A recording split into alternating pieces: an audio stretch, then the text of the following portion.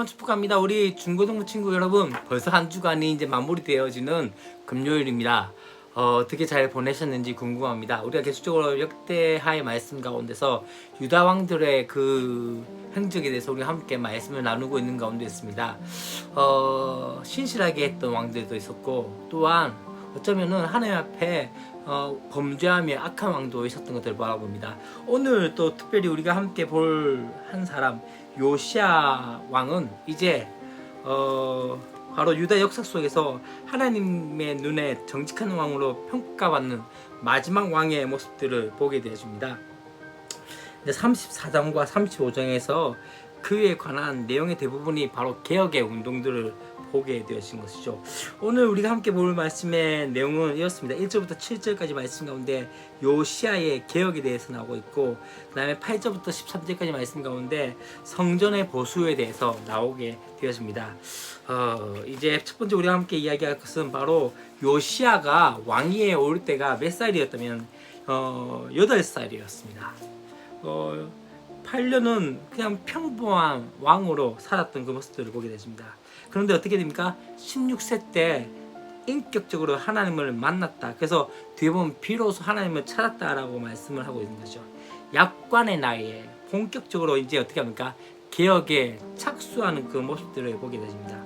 신앙적으로 성숙해지고 또 석정을 받는 데서 벗어나 점차 어떻게 합니까? 정치력이 자라감에 인해서 하나님께서는 그를 유익하게 사용하시고 계셨던 것이죠. 큰일을 품는 것보다 더 중요한 것은 바른 방향으로 바라보고 착실하게 성장해 가는 것들이 중요합니다. 8살에 왕이 되었고 8년 동안 어쩌면 평범하였지만, 그러나 그 상황 가운데서 그가 하나님을 만나게 되어지면서 이제는 어떻게 합니까? 그의 삶 가운데 이제 진정한 하나님 앞에 신실한 왕으로 섰던 그 모습들은 바로 그가 큰 일을 품기보다도 바로 바른 길로 갔기 때문에 아닌가라는 생각이 듭니다. 알려주려고 하는 것보다, 또 이름을 떠치려고 하는 것보다, 또한 업적을 남기려고 하는 것보다 더 중요한 건 무엇입니까? 바로 하나님을 만나고, 또한 그분에게 어울리게 대접하는 것들이 필요한 것이죠. 바로 이 요시야가 그런 일들을 했던 것이죠. 이 요시야의 개혁들을 보면 유다의 개혁은 바로 요시야 한 사람의 개혁으로 끝나지 않았습니다. 바로 어떠합니까? 정치인들과 백성들의 그 반발이 심했다면 어린 왕의 그 개혁은 쉽게 좌초될 수밖에 없었던 그런 상황이었죠.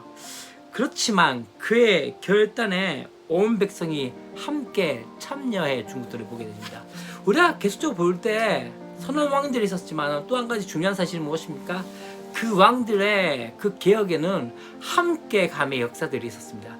백성들이, 또한 레위지파 사람들이, 또한 제사장들이 그렇게 함께 그렇게 섬겨 나갔고, 또 함께 그 개혁에 동참했기 때문에 그 일이 되었던 것을 보게 되어졌던 것이죠. 우상숭배는 경배의 대상을 바꾸는 일로서 명령만 하면 이루어질 일이 아닙니다. 다시 말하면 이들이 하나님을 찾다가 우상을 숭배했던 것들, 그것은 바로 신을 버린 것과 같은 것이죠. 그렇기 때문에 이것은 그냥 명령으로 끝난 것이 아니었습니다. 특히 이 종교 지도자들이 잘 협력했고 각각 자기 자리에서 왕의 개혁이 잘 수행되도록 일사불란하게 그렇게 순종의 주문을 통해서 어떻게 되십니까? 이 개혁이 되었던 것을 보게 되십니다. 하나님이 주신 그 정당한 권위에 복종하는 일은 무엇입니까? 그것이 바로 아름다웠던 것이죠. 그럼 참 중요한 것 중에 하나는요, 리더로 세워진 사람들에 대해서 어떻게 해야 됩니까? 함께 동력하고 섬겨나가는 것들, 하나님께서 세운 자라는 것을 우리가 믿고 어떻게 해야 됩니까? 그 사람 통해서 하나님이 이루시고자 하는 일들이 있기 때문에 그 일을 함께 동력해가는 것들이 바로 선한 일이라고 말씀하고 있습니다. 자, 그 다음에 어떠합니까? 이 요시야의 개혁은 미련이 두지 않고 철저하게 실행된 개혁이었던 것이죠. 곧 유다와 예루살렘은 물론이고 어떠합니까? 바로 사면 황폐한 성읍들, 더 나아가서는 온 이스라엘 전역에서 어떻게 합니까? 바깥 제단들을 헐고 또한 태양상들을 찢고 우상을 빻아서 가루로 만들어 버렸죠.